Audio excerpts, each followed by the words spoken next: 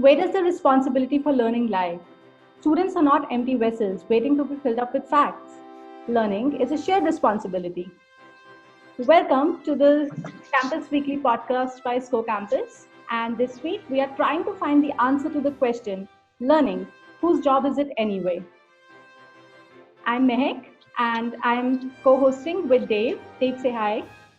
Hello. And we have our guests Ira and Beata. Beata is a passionate teacher based in Poland with over 37 years of experience as an international educator. She anticipates the future needs of education in her innovative teaching strategies. And Ira, also known as Coach Ira, is an educator and a netball enthusiast based in Singapore. Over to Okay, Dave. let's do like a great. I think the best people to introduce yourself is definitely yourself. So let's start with Beata because I've stalked you a bit on all over the internet and I've read up so much of interesting things. It's so nice to see someone being so involved in technology, in education, and bring everything together. So why don't you just introduce yourself for a bit? Well, thank you very much for having me today. I am a teacher. I've been a teacher for a very long time. I teach English, and I started out as in English as a second language teacher or a foreign language teacher at the Tassos Hellenic International School in Greece, in Athens, as a relief teacher. And then I moved to Indonesia, where I spent now 37 years, and I taught at the international school. Jakarta International School in Jakarta for 36 years. And in one of the recent conferences that I attended, I was actually talking about how I got to begin my journey with technology and the fact that I was actually very lucky to be able to encounter computers even when I was a child. But the professional development that I had the opportunity of getting started about 1984, 85 with the Apple IIe computers. So my involvement in technology and using technology in the classroom dates all the way back to that time.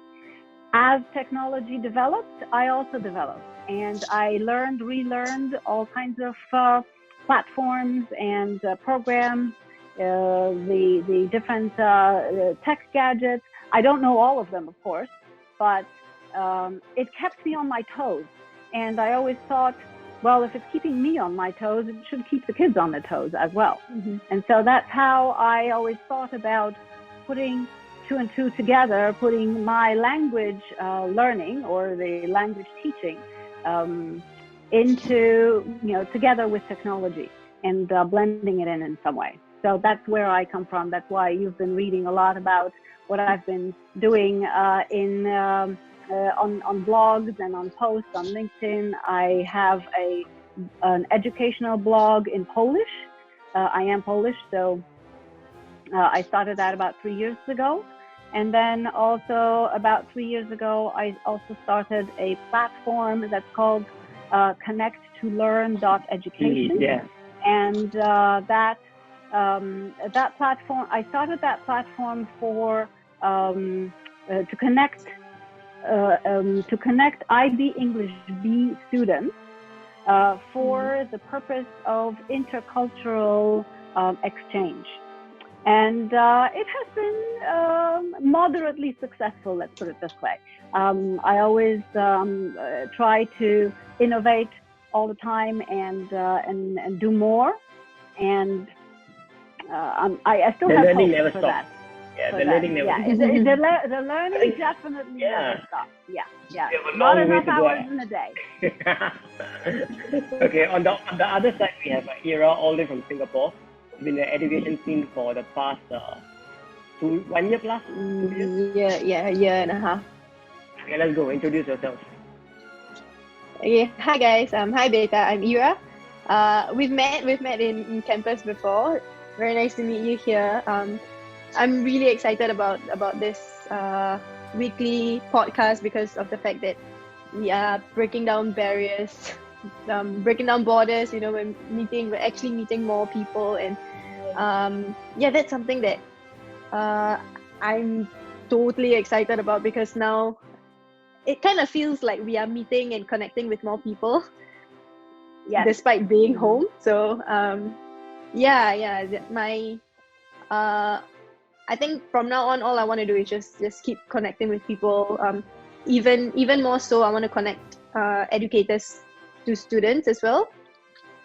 Yeah, so that's something that I feel like can kind of change a little bit about education. You know, it's not just stuck in a country or stuck in a language, stuck in a culture. Just want to expand. I think this COVID situation has brought us all together. You know, I'm thinking to myself, why didn't we do all these Zoom interviews? Even exactly. We were able to. You know, it's so easy to connect. Like, you don't have to travel like here and there. Yeah, and Greta being in Jakarta, I'm guessing you're going back to Jakarta after this entire thing. Yeah, I've never been to Jakarta. Yes, that's the plan. Yes. Okay. That's the plan. It's easier for us to visit you there. Yeah. Yes. Well, I've met Ira. We met at Campus 4 in Singapore. And just to relate to what you also said, why didn't we do this before?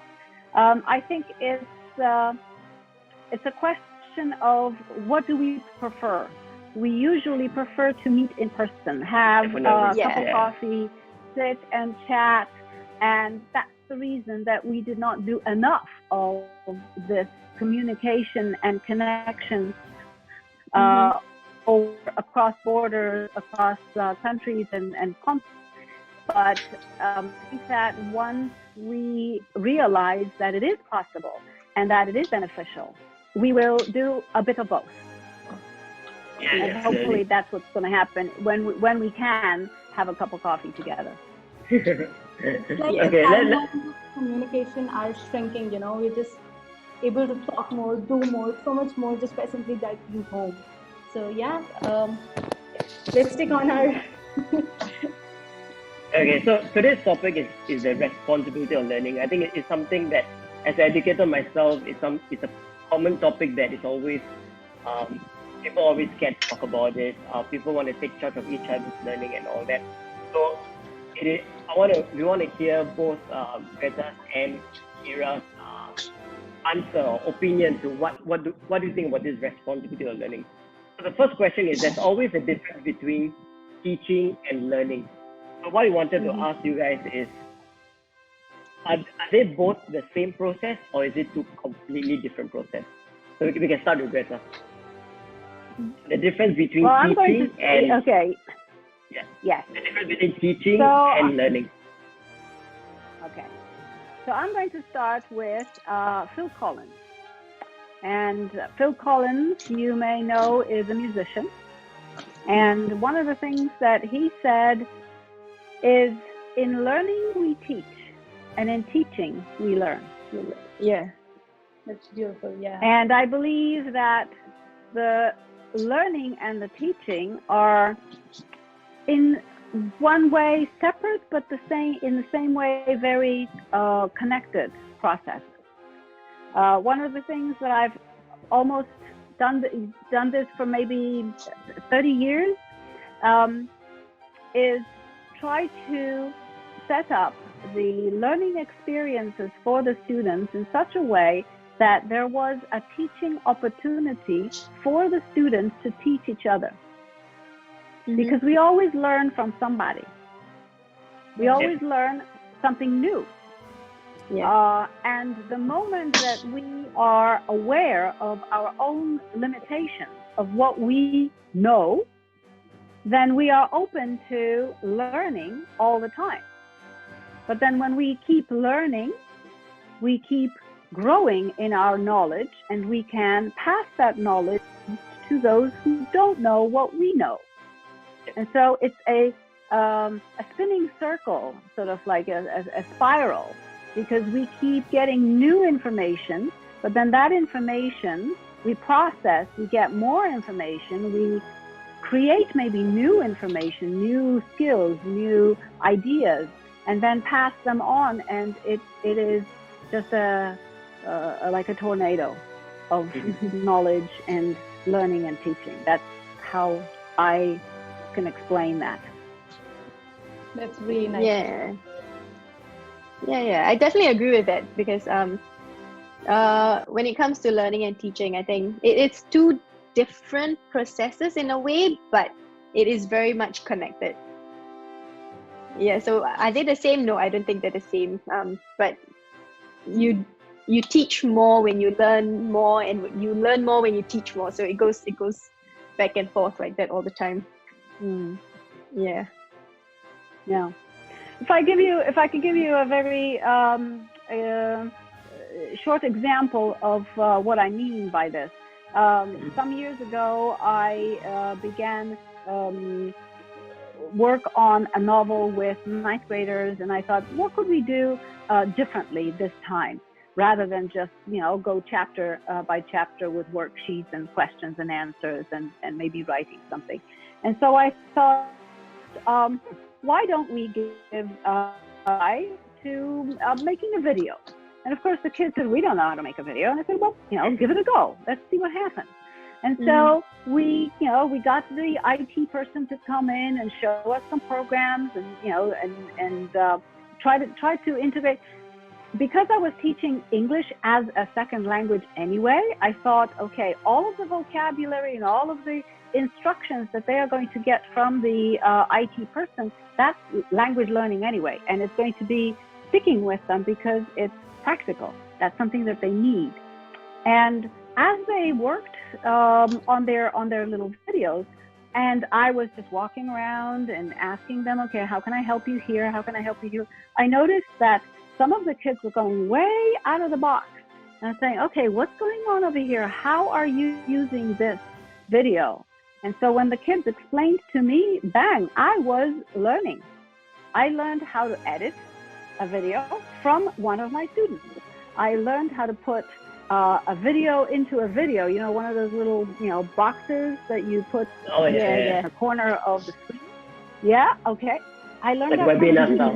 And when I learned that, and I put it into one of my next videos or presentations or something, and I said, I learned that from you, that child was ecstatic.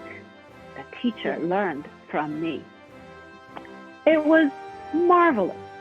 And that was a relationship that we had in the class. We were learning together, even though I was the teacher, the facilitator of the learning.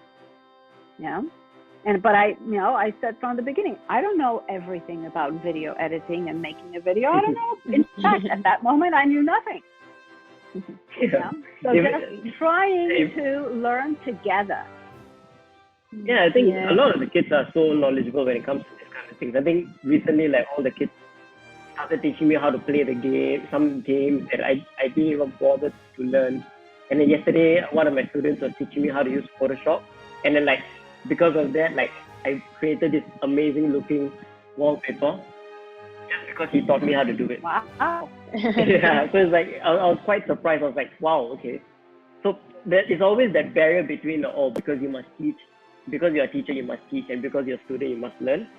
So I think now, that answer was perfect, because you don't have to have that barrier anymore. And anyone can teach, anyone can learn.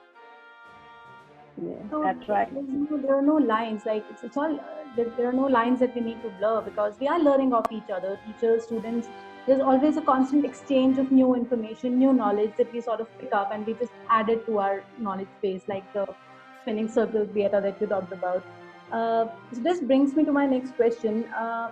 You've been developing your teaching skills. Ira, you've been developing, from your experiences, you've been developing your teaching skills.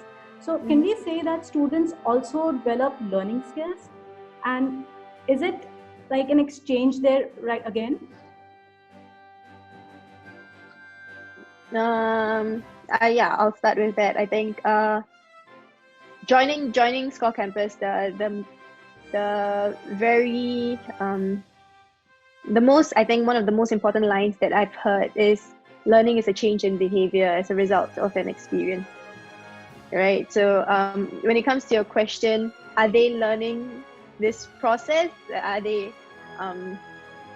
are definitely, it's a change in their behavior. So if we're creating experiences that allows that change, then they're constantly learning, right? And as long as we kind of give them that space, give them that environment, give them that chance to keep growing, then that's them learning, and that is us learning about them as well. You know, like as throughout this entire 1.5 years, it has been a change for me, because my idea of a teacher before this was literally just standing there and teaching, delivering content. you know. Yeah, so for me personally, when I was a student, I knew that wasn't enough. You know, coming out of the education system, I knew that will never be enough, because there's just so much more that needs to be done for a student. So when I started educating here, it's just it was like a door opening up. You know, it's like, okay, wait, hold up, there's so much more an educator should do, rather than just like literally just standing in front and teaching. So what Beta was saying, she was learning from her students. I think that is something that creates a bond with your students, right? And that is definitely very important. That relationship, that trust that a student has, knowing that they value add to something, I think that is that will help them in their growth. You know, that will help them in their confidence to learn. Like, hey, I know something now. You know, it reassures them that they have something to offer. Yeah, so I think it's absolutely. I totally agree with Ira. Yes, I totally agree with Ira. And we're a couple of generations, in age. And to be honest, it saddens me that your experience at school was very similar to mine. That not much has changed. Yeah. That the teacher was still the teacher, the know-it-all, and did not in some way allow this relationship that you were talking about, that you're developing with your students, and the fact that you felt that there must be more to that. Yeah. So I'm glad that you felt that, because now you can develop that and experience that for your students, and make that monumental change in how education is delivered. I wanted to ask, like, my next question. So this is for both Petra and Ira. One of the hardest things, and being a student just like about 10 years back, one of my biggest fear was, the environment of to ask a question wasn't created. I always had that fear that if I ask this to my teacher, will I get scolded for it? Will my friends laugh about it? And the fear is always there. And then it's not because I'm only scared, but because so many times I've been bitten. I've asked a question, and then the teacher has come back to me saying that, how can you not know this in front of the whole class? So what can we do to better facilitate the environment, to create an extremely learning environment, so that the kid is not scared and the kid is excited to learn? So Beata can go first. Well, the key ingredient in that kind of a classroom is trust. And the ability to feel safe. Feeling safe and trusting that no one is going to laugh, because we're in it together, we are learning together, and it's okay to make mistakes, because mistakes help us grow.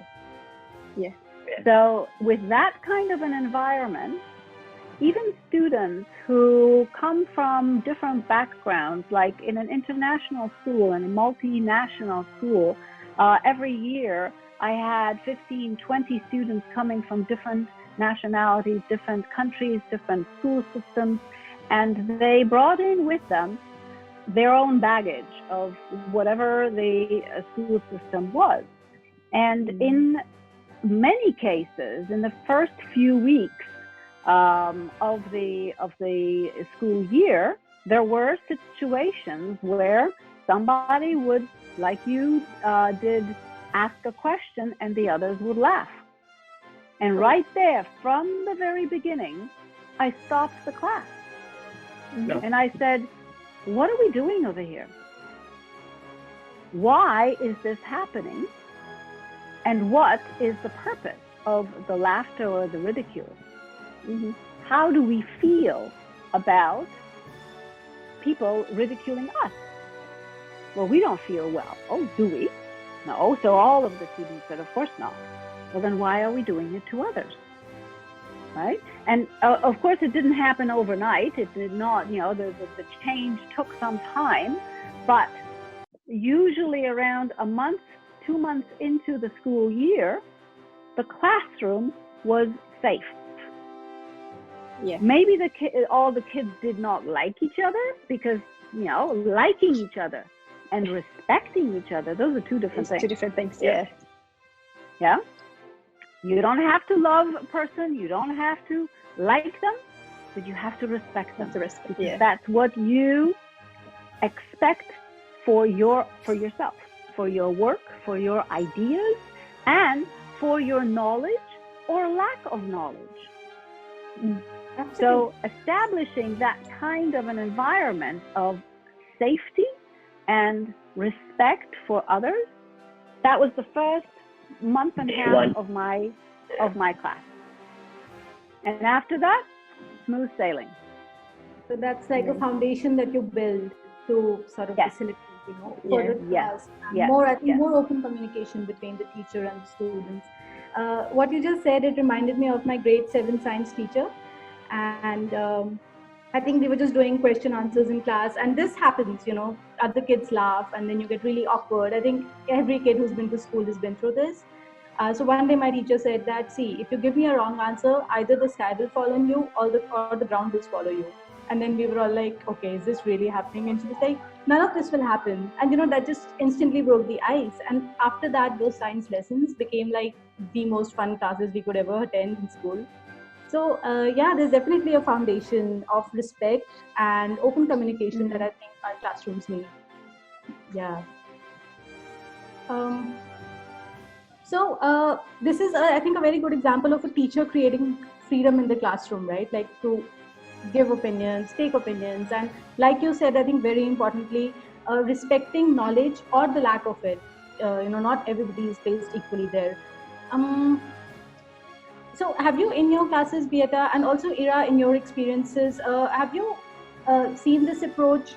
And have you seen any students actually becoming more confident because of this approach, because of this foundation of trust that's been built? Oh yeah, definitely. Yeah. I think what I've noticed is it happens a lot more with the younger kids. Actually, Okay. I mean, I don't know if it's a generalized thing, but I'm sure Dave have seen it. The younger kids, they tend to come in shy, but then that progress allows them, and their openness to do things. I think that was just like, you can see the change, and you can see that a little bit of trust, a little bit of faith goes a long way with kids. So yeah, it's a little bit more difficult with the older ones, I think, because I think their hate is set in stone. Yeah, I mean, the damage is done. And by a lot of things. Well, yeah, I would much disagree influenced by there, Ira. I would Really? disagree, because I took a lot of kids who came in, because I for the last 28 years, I think I taught only grade 9 to 12. Mhm. And yes, you are right. By the time, if they have been in a very strict traditional classroom, by the time they get to 9th grade, they may be, like you said, a little damaged in the sense of But having it's not that. too late, right? Yeah, but it's definitely not too Yeah. late. It is definitely not too late. And I have quite a few triumphs in my career. There were several girls. So one back all the way back in the 80s, who was very, very shy, but then several decades, I think, later, became the translator for George W. Bush in Japan, or one of the helpers of the translators. I reconnected with her later on when Facebook was came into light, yes, and came alive. And so that is something that proves that when you do have a safe environment, even the shyest child can blossom.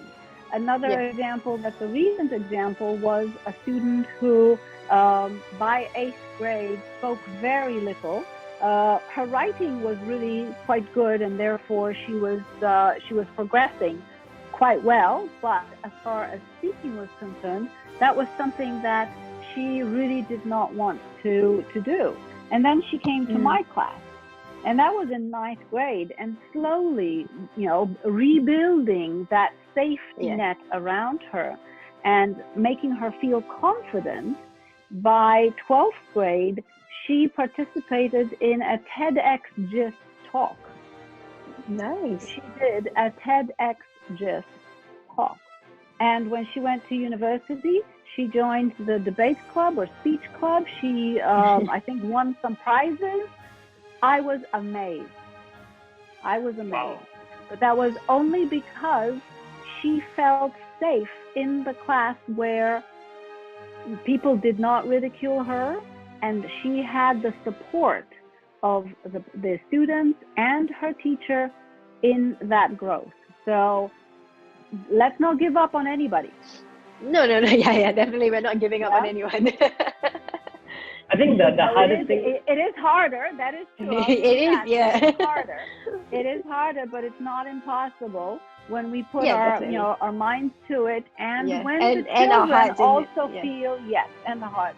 And when the children feel, yes, I can do this, and somebody's got my back, then they can really do, perform miracles.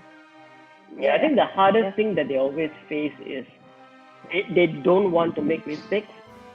Because that is true. The fear is I'm going to get scolding if I make this mistake. What must I do in order not to get scolding is not to do anything. So the more they do that, the more, and that's a huge mental burden. That is really a huge mental burden for them. A fear of making mistakes, a fear of inferiority, of being in some way different and therefore worse. Yeah, we live anxiety and stress, and it becomes worse. So the most important question, this to just wrap up the entire topic, which is the most difficult question. Okay, being parents involved in a child's life, teacher involved in a child's life, and the child itself. Whose responsibility is it for the child to develop? The learning is whose responsibility is it? Job is it to learn? Whose job is it to learn? I think it's everyone's. It's everyone's. It's an entire community. I am as an educator. I don't think I am responsible for a child to learn, but I am responsible for the actions that I carry out to allow that child to learn. I think that even whether I'm an educator, whether I'm a parent, an aunt, an uncle, as long as I'm involved in a child's life, I have to be accountable for my actions such that it allows that child to grow. So is it beautifully said? No, it's beautifully said. I totally agree with you. Totally agree with you, because it does take a village to raise a child. Yes. And each one of us plays a role. Yeah. Whose responsibility is it to learn? Like you said, it is the responsibility of everybody, because we start learning the moment we are born. Mm-hmm. And we stop learning the moment we take our last breath. Yeah. And the whole life is lifelong learning. And when we embrace that, we realize that we will be learning all the time. We Yes. learn knowledge that we need to perform our job. And then when we have children, we learn about our children. Then we learn Mhm. with our children. Yes. Then we learn from our children. Guess who my greatest mentor is? One or the other son, right? Because we keep learning from our children, because of course then once they grow up and they have their little niche of knowledge Mhm. that they are really good at, that's when we start learning from them, Mhm. Yeah. right? And of course we still learn from our parents. Yeah. So You're there just we learning go. every day. Yes, exactly. So it's, like I said, that whirlwind of learning. And when we embrace it, when we teach the kids to keep learning, when we don't squash that curiosity Yeah. that they have at the beginning, when you look at a toddler, a 2-year-old, a 5-year-old, a 7-year-old, they're all excited about Yes. learning. They love learning. And it's always a question, always questions. Yeah. And Yes. a million questions, a million questions a minute. And then what happens? And then school happens. Yeah? Unfortunately, so. I think it's So, the changing environment. why are we doing this? Why are we Yeah, doing I this? think, yeah. Why is this still happening? So here we are. We can make those changes. Yeah, we can talk Yes. about them, and we can tell those who make those decisions, we've got to make those decisions differently and change the way things are. Definitely. Wow. Yes. Very beautiful Yes. put, both your answers putting together, talking about the cycle, talking about creating an amazing environment, and most importantly, making sure that they're always curious and always excited. I think this is definitely not this is the first time meeting Beata, but definitely not the last time. I would really love to have another conversation with you with another topic. Let's keep our communication going, and really hope for you the best over there. And I think I had a great time, like meeting you for the first time, also understanding, knowing that there's so much of experience behind you. And on another day, I would really love to hear about more of your stories and all that. And thank you, Ira, for being here as well, talking about your experience. You were a student only a few years ago. Yeah, just about 10 years ago. Let's do this again, soon. Let's keep the conversation going. Definitely. Happy to share. Thanks, Beata. All right, guys. Thanks. See you all soon on the week 4 podcast next week. Hi. Bye, guys. Okay. Bye, Beata. Thank you so much.